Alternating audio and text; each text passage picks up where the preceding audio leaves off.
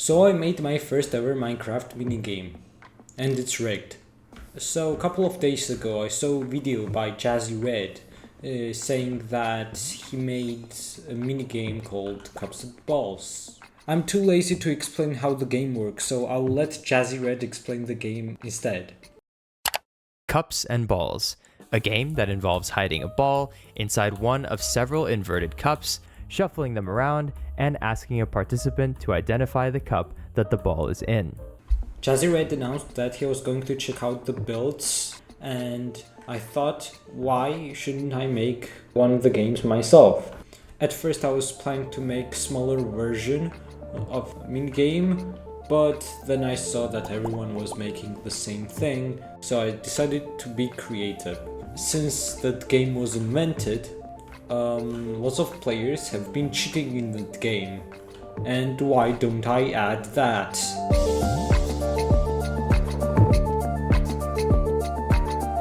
First of all, I started working on a unique part, which is swapping the full cup with the empty one. To do that, a couple of pre-requirements must have been met. First is that it needs to be really fast, preferably instant. To achieve that, I'll need to use zero-tick redstone, but there's one problem. I don't know it at all. But thankfully I managed to find good tutorials about it by the Bob, and after watching a couple of videos, I had an idea on how I was going to use it in my build. But first I had to make piston layout, which actually turned out to be quite simple, and this is how it works. So this is the layout itself, and if I activate it in a correct order, then these two cauldrons are going to swap places, but this needs to happen in 0 ticks for the best effect. But how am I going to do that? Well, there is a thing called ABBA, which generates 0-tick pulses with priority order. What that means is that while these pulses are generated in the same tick, this one will always activate before this one.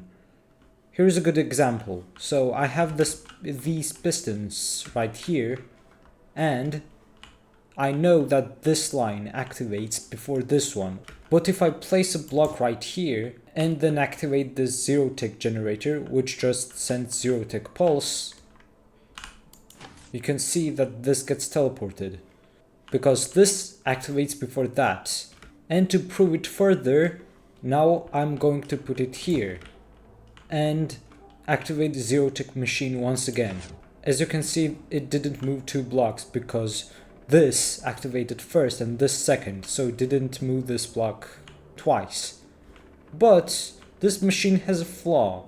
If I put a block here and then activate EBBA, you would think that this block would get pulled and then it would get pulled by this, so you'd think that it would move here. But if I activate, it doesn't actually work. Sadly, this is the problem with the retraction and nothing can be done about it. And that is why many 0-tick circuits aren't actually doing things in 0 ticks. So after one failure, this is what I've got. I've managed to shrink the first design. Also, I use ABBA to power the top 2 pistons. The bottom piston doesn't need it because it doesn't affect the speed, it only affects the reset time. And if I show you how it works, it's pretty fast. However, it's not instant, which is a problem. I need to somehow cover that. Thankfully I had an idea, and it's this. The game itself is nothing special. There's a timer which controls the time it takes for the game to reset. And the interesting part is this timer, which controls the time it takes for the game to start. Why do I need this timer? Because we need to have time for this thing to play in order to hide the swap. The swap also is pretty simple. As I showed in that design, it uses the same sequence There are two pulse generators. Pulse generators are needed in order to activate, in this case, in order to activate ABBA, which powers pistons in correct order. And this is just used for timing. And below, this line just activates observer, which activates the piston below. The same design is repeated on the other side. Also, this blue line makes sure that this circuit activates in correct order, and it makes sure that this is hidden perfectly. And now I'm going to show you the game.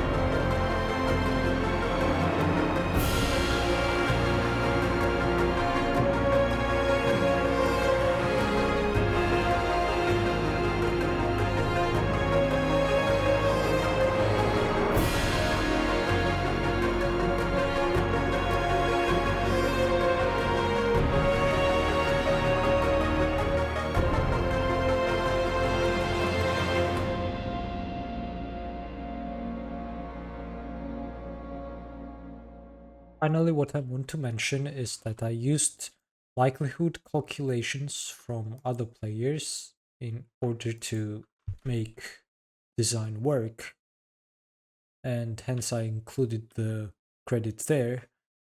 And also the randomizer design. This design was originally used by Space Fun, and since it's smaller, I decided to use it in my design as well. Also, thanks for watching. If you enjoyed the video, watch other videos as well. You can subscribe if you want.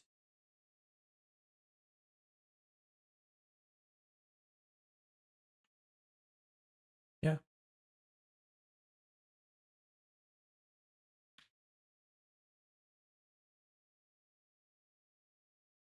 Yes.